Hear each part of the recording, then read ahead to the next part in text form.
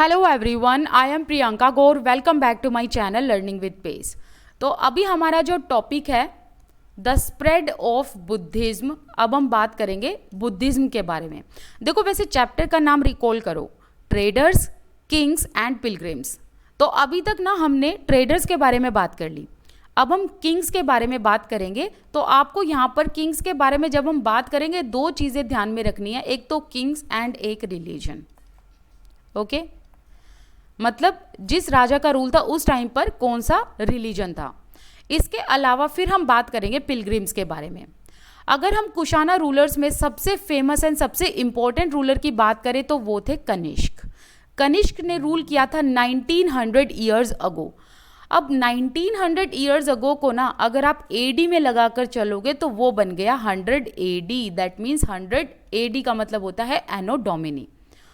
हालांकि कुशाना रूलर्स पहले से थे, कुशानाज का रूल पहले से था, लेकिन कनिष्क ने जो रूल किया था वो 1900 ईयर्स अगो किया था। That means near about 100 AD. Kanishka ऐसे रूलर थे जिन्होंने बुद्धिस्ट काउंसिल को ऑर्गेनाइज कराया था। अब ये बुद्धिस्ट काउंसिल क्या था? एक ऐसा काउंसिल जहाँ पर स्कॉलर्स एक साथ मिलते थे, बैठते थे एंड इम्पोर्टेंट मैटर्स पर, मतलब इम्पोर्टेंट बातों पर डिस्कशन किया करते थे। अब ना यहाँ पर आपको बुद्धिस्ट काउंसिल के बारे में तो बात याद रखनी है कि जो कनिष्क है इन्होंने बुद्धिस्ट काउंसिल को ऑर्गेनाइज कराया था। ये तो बहुत इंपॉर्टेंट क्वेश्चन बनता ही है। इसके अलावा थोड़ी सी एक्स्ट्रा इन्फॉर्मेशन मैं आप लोगों को दे देती हूँ जो बहुत इंपॉर्टेंट है। देखो, क्वेश्चन कुछ इस तरीके से भी आ सकते हैं कि कितने बुद्धिस्ट काउंसिल अभी तक हो चुके हैं, तो आपको बताना है 6। ठीक है, 6 बुद्धिस्ट काउंसिल ऑर्गेनाइज हो चुके हैं। फिर दूसरा क्वेश्चन देखो ये भी आ जाता है कि ये बुद्धिस्ट काउंसिल ऑर्गेनाइज ही क्यों कराए जाते थे, लाइक रीजन क्या था? इसलिए ऑर्गेनाइज कराए जाते थे ताकि जो बुद्ध है ना, बुद्ध, उनकी टीचिंग को प्रिजर्व भी रखा जा सके, मतलब सेफ भी रखा जा सके। एंड इसके अलावा सेफ रखने का मतलब उसको आगे तक प्रिजर्व रखा जा सके। एंड इसके अलावा इनकी टीचिंग को स्प्रेड भी किया जाए, इसीलिए बुद्धिस्ट काउंसिल को ऑर्गेनाइज कराया जाता था। और जहाँ पर ना स्कॉलर्स मिलते थे, बैठते थे, बुद्ध के बारे में बात करते थे, कुछ इंपॉर्टेंट मैटर्स पर डिस्कशन करते थे, राइट। सो इस तरीके से बुद्धिस्ट और काउंसिल को ऑर्गेनाइज कराया जाता था, इस रीजन की वजह से। अब एक और क्वेश्चन इंपॉर्टेंट बन जाता है। क्वेश्चन ये भी आ सकता है, देखो अगर आप 6th क्लास में हो तो ये क्वेश्चन नहीं आएंगे जो मैं एक्स्ट्रा बता रही हूँ, लेकिन अगर आप कॉम्पिटिटिव एग्जाम की तैयारी कर रहे हो तो आपको पता है कि थोड़ा बहुत जो है एनसीईआरटी से बाहर आता है। और कुछ अगर आप आईएएस वगैरह की प्रिपरेशन कर रहे हो तो मैं एक चीज़ बता दूं कि आपको 6 के 6 काउंसिल्स के बारे में पता होना चाहिए कि कहाँ ऑर्गेनाइज कराया था और किस राजा ने उसे पैट्रनाइज किया था। ठीक है, ये चीज़ आपको ध्यान में होनी चाहिए। अब क्वेश्चन अगर ये आ जाएगा कि कनिष्क ने कौन सा बुद्धिस्ट काउंसिल ऑर्गेनाइज कराया था, वो था 4th। ध्यान रखना, कौन सा? 4th। तो ये जो 3 इंपॉर्टेंट क्वेश्चन है ये तो आपको ध्यान में रखने ही है। लेकिन एक चीज़ और मैं बता दूं, अगर कनिष्क से पहले अगर हम ये देखें ना कि किसने बुद्धिस्ट काउंसिल को ऑर्गेनाइज किया था, पहले के 3 कौन थे, तो पहला सबसे जो नाम आता है वो अजात शत्रु। अजात शत्रु ने फर्स्ट बुद्धिस्ट काउंसिल ऑर्गेनाइज कराया था। एंड दूसरे आता है कालासोका। कालासोका जो कि शिशुनागा डायनेस्टी से बिलोंग करते थे। एंड थर्ड है अशोका, ठीक है। और 4th थे कनिष्क, जिन्होंने बुद्धिस्ट काउंसिल को ऑर्गेनाइज कराया था। तो ये क्वेश्चन भी आ सकता है, ठीक है। कनिष्क के टाइम पीरियड में इनके कोर्ट में एक पोइट थे। अब एक चीज आगे पढ़ाने से पहले मैं बता दूं कि हर एक राजा के कोर्ट में कोई ना कोई पोइट जरूर होता था। अब राजा हमेशा उस पोइट को पैट्रनाइज किया करता था। अब आप सोचो कि पैट्रनाइज का मतलब क्या है? देखो, जहाँ पर पैट्रनाइज वर्ड आ जाता है वहाँ पर ये समझो कि राजा उस इंसान को हेल्प कर रहा है फिनेंशियली भी एंड उसके वर्क को पब्लिश करने में भी। तो कहने का मतलब है कि जो कनिष्क थे उन्होंने भी एक पोइट को पैट्रनाइज किया था जो उनके कोर्ट में थे, जिनका नाम था अश्वघोष। तो होता यह है कि जो राजा लोग होते हैं वो पोइट्स को पैट्रनाइज करते हैं, उनको फिनेंशियली हेल्प करते हैं, उनकी राइटिंग में हेल्प करते हैं, लिखने में नहीं, राइटिंग में कहने का मतलब है जो वो लिखते हैं उसको पब्लिसाइज कराने में या अपने कोर्ट में पढ़वाते हैं उसको, इस तरीके से जो है इनकी हेल्प की जाती है। तो अश्वघोष जो थे वो एक ऐसे पोइट थे जिन्होंने बुद्ध की बायोग्राफी को कंपोज किया था। बहुत इंपॉर्टेंट क्वेश्चन है ये इस पैराग्राफ का।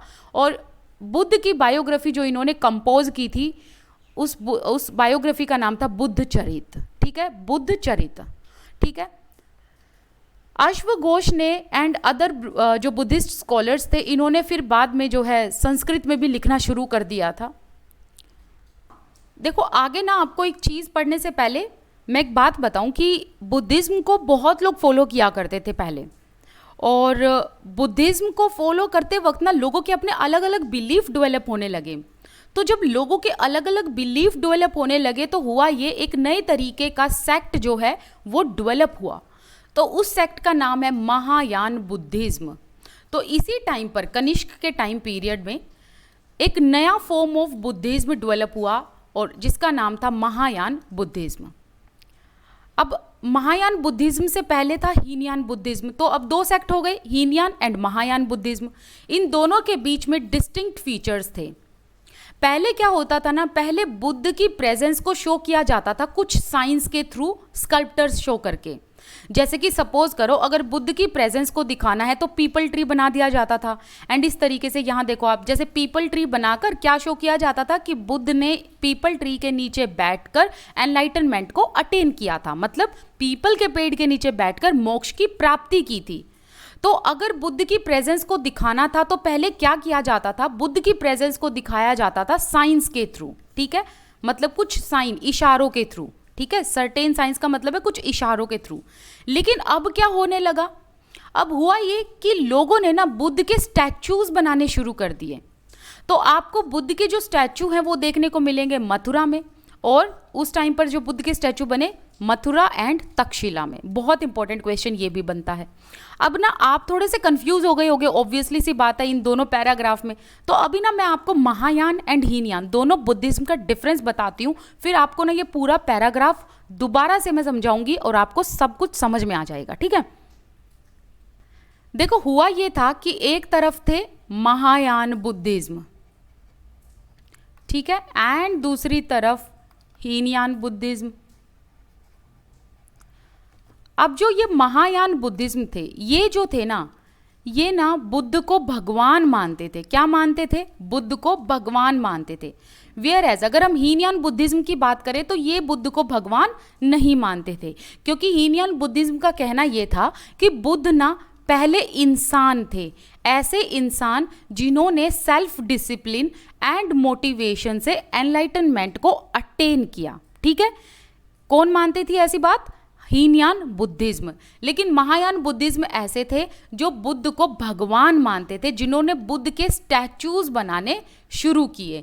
वेयर एज हीनयान बुद्धिज्म ऐसे थे जो आइडल वर्शिप में बिलीव नहीं रखते थे, ये मूर्ति पूजा में बिलीव नहीं रखते थे, ध्यान रखना, ठीक है। और ये जो थे ये आइडल वर्शिप में बिलीव रखते थे, महायान बुद्धिज्म। अब ये आइडल वर्शिप में बिलीफ रखते थे, इसीलिए इन्होंने बुद्ध के स्टैचूज बनवाए। इसके अलावा ये बुद्ध को भगवान मानते थे, इसलिए स्टैचू बनवाए। वेयर एज हीनयान बुद्धिज्म के लोग जो थे, जो यहाँ इस सेक्ट में बिलीफ रखते थे, वो मानते थे कि बुद्ध एक आम इंसान थे जिन्होंने सेल्फ डिसिप्लिन एंड मेडिटेशन से सैल्वेशन को अटेन किया है। और ये लोग ना आइडल वर्शिप में बिलीफ नहीं रखते थे, तो इसीलिए ये जो है बुद्ध की प्रेजेंस को शो करते थे साइंस के थ्रू, स्कल्प्टर्स बना के, जैसे कि पीपल ट्री बना के। इन्होंने कभी बुद्ध की जो है हीनयान वालों ने, जो हीनयान बुद्धिज्म में बिलीफ रखते थे, इन्होंने कभी भी बुद्ध के स्टैचूज नहीं बनाए, बल्कि ऐसे स्कल्प्टर्स और साइंस के थ्रू जो है बुद्ध की प्रेजेंस को दिखाते थे। वेयर एज महायान ऐसे थे जिन्होंने बुद्ध के स्टैचूज बनाए, जो आइडल वर्शिप में बिलीफ रखते थे, ठीक है। तो अभी हम सिंस यहाँ पर बात कर रहे हैं किसकी? महायान बुद्धिज्म की। तो ये आपको पता होना चाहिए, ये वाला डिफरेंस, और ये चीज़ भी आपको पता होनी चाहिए। तो जो महायान बुद्धिज्म था, मतलब वो लोग जो बुद्ध को भगवान मानते थे और जो आइडल वर्शिप में बिलीफ रखते थे, तो ये जो सेक्ट है ये बहुत दूर दूर तक फैला, जैसे कि China, Korea, Nepal, Japan, Bhutan, Tibet. और यहाँ पर रहने वाले जो लोग हैं ना, वो आज के टाइम पर जो बुद्धिज्म को फॉलो करते हैं वो महायान बुद्धिज्म से ही हैं, ये भी ध्यान रखना, ठीक है। तो यहाँ पर जो ये लाइन दी गई है ना, जो यहाँ पर ये लाइन दी गई है कि अर्लियर क्या होता था कि सर्टेन साइन के थ्रू बुद्ध की प्रेजेंस को शो किया जाता था। तो यहाँ पर हीनयान की बात की गई है, क्योंकि देखो बुक में ना थोड़ा सा कभी कभी बहुत कंफ्यूजिंग तरीके से दिया जाता है, जो आप लोगों को क्लियर ना हो पाए, तो इसीलिए ये बताना जरूरी था महायान एंड जो है हीनयान के बारे में। लेकिन हुआ क्या, धीरे धीरे जो है महायान सेक्ट जब डेवलप हुआ तो लोगों ने बुद्ध के ही स्टैचू बनाने शुरू कर दिए, क्योंकि ये जो लोग थे ये बुद्ध को भगवान मानते थे। तो बुद्ध के जो स्टैचू बने वो मथुरा में बनाए गए एंड कुछ तक्षशिला में बनाए गए। ये भी बहुत इंपॉर्टेंट क्वेश्चन है, किसी भी तरीके से ऐसे क्वेश्चंस आते ही रहते हैं और बुद्ध से क्वेश्चन ज़रूर आता है, बहुत इंपॉर्टेंट पार्ट है ये। Hello everyone, I am Priyanka Gaur, मैं हूं आपकी एसएसटी टीचर। तो आगे टॉपिक को कंटिन्यू करेंगे, बट 2 मिनट की नोटिफिकेशन जो है मैंने आपको देनी थी, जो बहुत इंपॉर्टेंट है आपके लिए। देखो, मैंने ऑलरेडी ना 6th 7th 8th की एसएसटी एनसीईआरटी कंप्लीट करा रखी है। इनफैक्ट मैं 9th की भी कंप्लीट करा रही हूँ।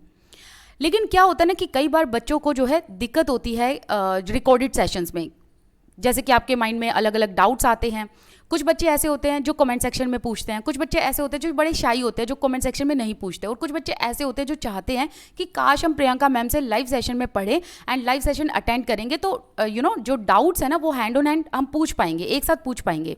तो उसका सोल्यूशन ना मैंने निकाल लिया है। उसका सोल्यूशन ये है बच्चों कि मैंने अनअकैडमी पे पढ़ाना शुरू कर दिया। अब वहाँ पर ना मेरी डेली लाइव क्लासेज होती हैं, तो आपके जो भी डाउट है ना बच्चे, वो लिख के रखो और मेरे से डाउट वहाँ पर आकर पूछो। अब देखो एक और चीज़, जिस तरीके से आप YouTube पे फ्री में पढ़ते हो ना मेरे से, वैसे ही आप अनअकैडमी पर भी मेरे से फ्री में पढ़ोगे। अनअकैडमी पर भी मेरी फ्री क्लासेस हैं, सो डोंट वरी। बस फ़र्क इतना है कि YouTube पे आपको रिकॉर्डेड मिलता है सेशन, लेकिन अनअकैडमी पे आपको मैं लाइव बैठकर पढ़ाऊंगी। तो है ना गजब की चीज़। तो आपके जो भी डाउट है ना, आप आइए और मेरे से पूछिए। अब देखो, आपको ना डाउनलोड कैसे करना है अनअकैडमी ऐप को, इसमें बड़ी कंफ्यूजन होती है बच्चों को। तो कंफ्यूजन दूर करते हैं आपकी। देखो, आपने ना लिखना है अपने प्ले स्टोर पे अनअकैडमी लर्नर ऐप, ठीक है। अनअकैडमी लर्नर ऐप इंस्टॉल कर लेना। यहाँ पर देखो गेट स्टार्टेड का बटन जो है ये प्रेस कर लेना, अपना मोबाइल नंबर डाल देना, OTP आ जाएगा, OTP डाल देना, फिर अपना फुल नेम डालना, फिर उसके बाद ईमेल एड्रेस डालना। अगर आपका ईमेल एड्रेस नहीं है तो डोंट वरी, मम्मी पापा का किसी का भी डाल सकते हो, भाई बहन का डाल सकते हो, ठीक है। अब ईमेल एड्रेस आपने डाल दिया, आपको ऐसे 2 नोटिफिकेशन ऐसे मिलेंगे। तो आपने चूज करना है 6 to 12th, क्योंकि मैं CBSE के स्टूडेंट्स को पढ़ा रही हूँ। तो मेरी जो क्लासेस है वो है 6th 7th 8th, ठीक है। तो देखो 6th 7th एंड 8th आप या आपके ब्रदर या आपकी सिस्टर कोई भी अगर इन रिस्पेक्टिव क्लासेस में है तो आप मेरे से ना लाइव सेशन में पढ़ सकते हैं। इसके अलावा आपको यहाँ पर क्या करना है, अपनी लैंग्वेज को चूज करना है। और ना मैं आपको अपनी कुछ वीडियोस के लिंक ना डिस्क्रिप्शन बॉक्स में दे दूंगी, आप उन पर क्लिक करना, आप मेरी स्पेशल क्लासेस में पहुंच जाएंगे जो बिल्कुल फ्री हैं बच्चे आपके लिए। और जितना मैंने अभी तक पढ़ाया है ना वो आप ऑलरेडी देख सकते हो, वो सारे के सारे रिकॉर्डेड सेशन वही हैं। और जो अभी मेरे फ्यूचर में होने वाले सेशंस होंगे ना, उनका नोटिफिकेशन आपको मिल जाएगा। कैसे?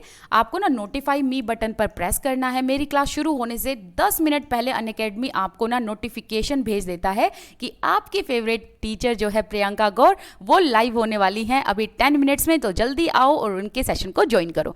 देखो बच्चा, बट एक चीज़ है कि आपको मेरा ये कोड डालना है। आपको पता अपने चैनल का नाम क्या है, लर्निंग विद पेस, तो इसीलिए मैंने यही कोड रखवाया मेरे खुद यूट्यूब की ऑडियंस के लिए, पेस 10, PAC पेस एंड 10।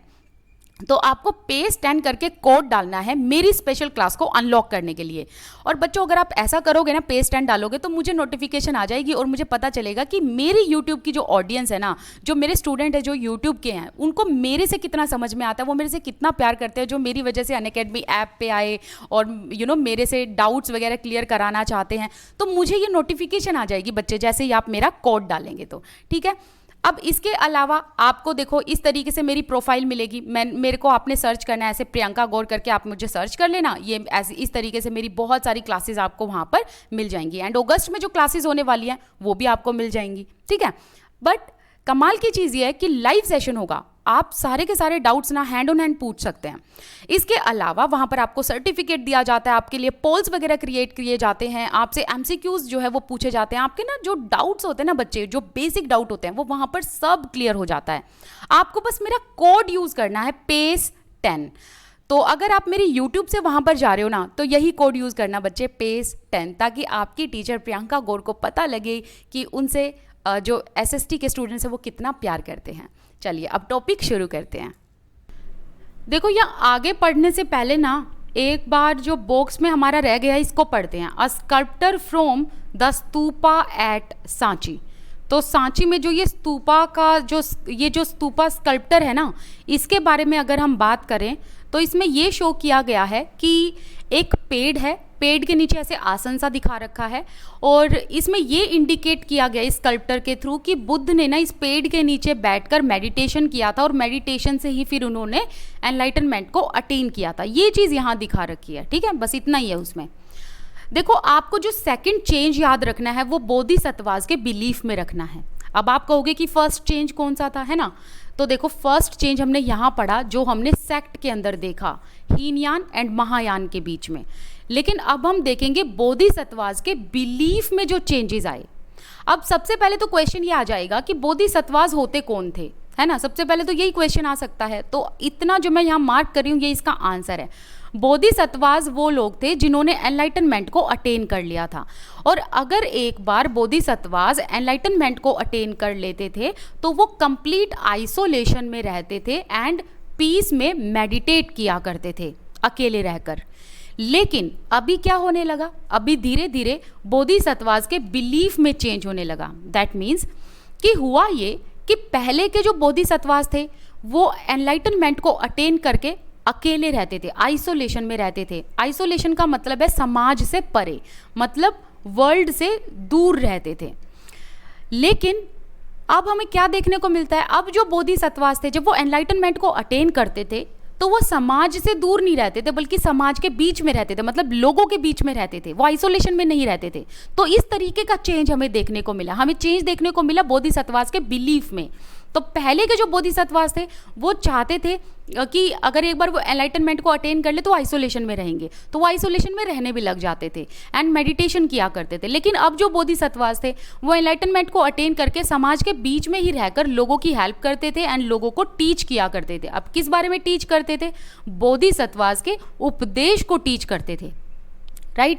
तो इस तरीके से धीरे धीरे क्या हुआ, जैसे ही बोधिसत्वास लोगों के बीच में रहने लगे बोधिसत्वास हो गए बहुत पॉपुलर और जो बुद्ध की टीचिंग थी अब वो स्प्रेड हो गई सेंट्रल एशिया, चाइना एंड बाद में जाकर कोरिया एंड जापान। सो इस तरीके से जो बुद्ध की टीचिंग है ना वो आगे ऐसे फैलती रही थी। अब धीरे धीरे जो बुद्धिज्म है वो इंडिया में वेस्टर्न एंड सदर्न पार्ट में भी फैल गया। अब यहाँ पर क्या किया गया, वेस्टर्न एंड सदर्न पार्ट में जो हिल्स थी ना उनको काट काट के उनमें पूरा ऐसे छेद करके केव्स बना दिए गए। तो डजन्स की संख्या में वहाँ पर केव्स बनाए गए और केव्स इसलिए बनाए गए ताकि ये जो मंक्स है ना, ये जो बोधिसत्वास जिन्होंने एनलाइटनमेंट को अटेन कर लिया, ये मंक्स यहाँ केव्स में रह सकें, इनके लिए ये केव्स बनाए गए थे। अब ये जो केव्स थे, कुछ केव्स तो किंग्स एंड क्वींस के ऑर्डर पर बनाए गए, राजा रानी के, एंड कुछ मर्चेंट एंड फार्मर्स के ऑर्डर पर बनाए गए। देखो ये जो केव्स बनाई गई जहाँ मंक्स रहते थे ना, इनकी एक अलग सिग्निफिकेंस थी केव्स की। अब सिग्निफिकेंस क्या थी वो यहाँ पर आप पढ़ोगे।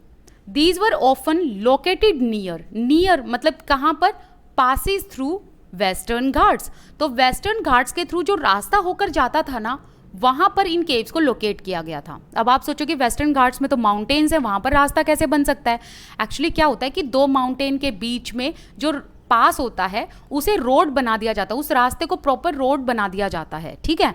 तो जब दो माउंटेन्स के बीच में मतलब जो घाट्स हैं उनके बीच में जो पासेस होते थे ना वहाँ पर इन केव्स को लोकेट किया गया। तो मैं अगर आपको ऐसे सब कॉन्टिनेंट के थ्रू समझाऊं तो यहाँ पर देखो, यहाँ पर वेस्टर्न घाट्स, यहाँ पर बीच में बने हुए ऐसे रास्ते, एंड ये हो गया सदर्न पार्ट। तो क्या होता था कि जो ये रास्ते थे, ये जो रोड बने हुए थे, या ये कह लो ये जो पासेस बने हुए थे, ये डेक्कन की सिटीज़ को, डेक्कन का मतलब क्या होता है दक्षिण, जिसका मतलब होता है साउथ, तो डेक्कन की सिटीज़ को मतलब सेंट्रल पार्ट को पोर्ट्स के साथ कनेक्ट करते थे। देखो रोड इसीलिए बनाया जाता है ना ताकि वहाँ से ट्रेडिंग हो सके। पोर्ट्स की तो आपको सिग्निफिकेंस पता है, पोर्ट्स की सिग्निफिकेंस क्या है, ट्रेडिंग हो सके। तो जो वेस्टर्न घाट्स में जो पासेस बनाए गए, जो रोड्स बनाए गए, वो इस तरीके से बनाए गए ताकि शहरों को पोर्ट्स के साथ जोड़ा जा सके। अगर शहरों को पोर्ट्स के साथ जोड़ा जाएगा तो क्या होगा, वहाँ पर ट्रेडिंग अच्छी होगी, और जहाँ पर ट्रेडिंग होगी वहाँ पर ट्रेडर्स तो होंगे ही। तो जो ट्रेडर्स होते थे ना वो जो है इन मोनेस्ट्रीज में रहा करते थे ट्रेवल्स के टाइम पर, ठीक है। जैसे कि यहाँ पर दिखाई गई है एक केव एट कार्ले महाराष्ट्र। तो यहाँ पर जैसे कार्ले में जो ये केव बनाई गई है, यहाँ पर मंक्स भी रहते थे, ट्रेडर्स भी रहते थे, तो इन केव्स की अपनी एक अलग सिग्निफिकेंस थी, ठीक है। तो ये चीज़ आपको यहाँ पर ध्यान रखनी है। अब बुद्धिज्म जो है वो स्प्रेड हुआ south eastward to Sri Lanka, Myanmar, Thailand and south east Asia के कुछ पार्ट्स में, जैसे कि जिसमें इंक्लूड इंडोनेशिया भी होता है। अब जो ओल्डर फॉर्म ऑफ बुद्धिज्म है जिसे कहा गया थेरावड़ा बुद्धिज्म, थेरावड़ा बुद्धिज्म इन एरियाज में बहुत पॉपुलर था। तो आपको ध्यान रखना है, एक तो यहाँ पर क्वेश्चन ये कि ओल्डर फॉर्म ऑफ बुद्धिज्म को क्या कहा जाता है, उसे जाना जाता है थेरावड़ा बुद्धिज्म के नाम से। एंड थेरावड़ा बुद्धिज्म जो है ये Sri Lanka, Myanmar, Thailand and other part of south east Asia जैसे कि इंडोनेशिया, यहाँ पर बहुत ज़्यादा पॉपुलर था। अब आपको यहाँ पर जो है एक चीज़ और याद रखनी है कि 4 मेन स्कूल थे, 4 मेजर स्कूल थे जो बुद्धिज्म के अंडर डेवलप हुए। एक तो Hinayana, Mahayana and Theravada and last में पड़ता है वज्रायन। ठीक है, ये 4 स्कूल आपको पता होने चाहिए। मैं यहाँ नाम लिख देती हूँ, हिनायन, महायान बुद्धिज्म, थेरावड़ा बुद्धिज्म जो यहाँ लिखा ही हुआ है, इसके अलावा वज्रायन बुद्धिज्म। ठीक है, ये चारों के नाम आपको ध्यान में रखने हैं। अगर आप हायर कॉम्पिटिटिव एग्जाम्स की तैयारी कर रहे हो तो इन चारों को डिटेल में पढ़ लेना। अगर आप थोड़े से ऐसे जैसे सीटेट वगैरह की तैयारी कर रहे हो तो आप इसी को पढ़ लेना, सिर्फ नाम याद होने चाहिए। एंड अगर आप सीबीएसई में हो, अभी अगर आप 6th क्लास में हो बच्चों, तो आप क्या करना, आप इन चारों को ना भी याद करो तो कोई दिक्कत नहीं है, बस आप इसमें बस ये समझ के चलना कि थेरावड़ा बुद्धिज्म जो है वो सबसे पॉपुलर था इन एरियाज में एंड इसके अलावा ये ओल्ड फॉर्म ऑफ बुद्धिज्म है। ठीक है, इतना आपको याद रखना है। अब जो ये आगे वाला पार्ट है पिलग्रिम्स के बारे में, ये वाला पार्ट मैं आपको बाद में समझाऊंगी। इसके अलावा आप ना मेरे साथ अनअकैडमी पर भी जुड़ जाना, वहाँ पर मैं लाइव क्लासेस लेती हूँ। और अगर आपको मेरा पढ़ाना पसंद आता है, मेरा पढ़ाया हुआ समझ आता है, तो आप अनअकैडमी ऐप पर आओ और देखो यहाँ पर भी आप फ्री में ही पढ़ रहे हो, वहाँ पर भी आप फ्री में ही पढ़ोगे। ठीक है, तो आप अनअकैडमी ऐप को डाउनलोड करना, प्रियंका गौर सर्च करना, मुझे फॉलो कर लेना। मेरी वहाँ पर स्पेशल क्लासेस होती हैं जो बिल्कुल फ्री है आप लोगों के लिए, आपको उसमें कोई कॉस्ट नहीं देना, बस आपको ऐप डाउनलोड करनी है और आप मेरे से वहाँ पर लाइव पढ़ेंगे। अगर आपकी कोई डाउट है ना तो आप लाइव सेशन में भी पूछ सकते हो। ठीक है, तो ये जो चैप्टर है ना ये हम वहाँ कंप्लीट करेंगे, तो आप आओ और मेरे साथ वहाँ पर जुड़ो।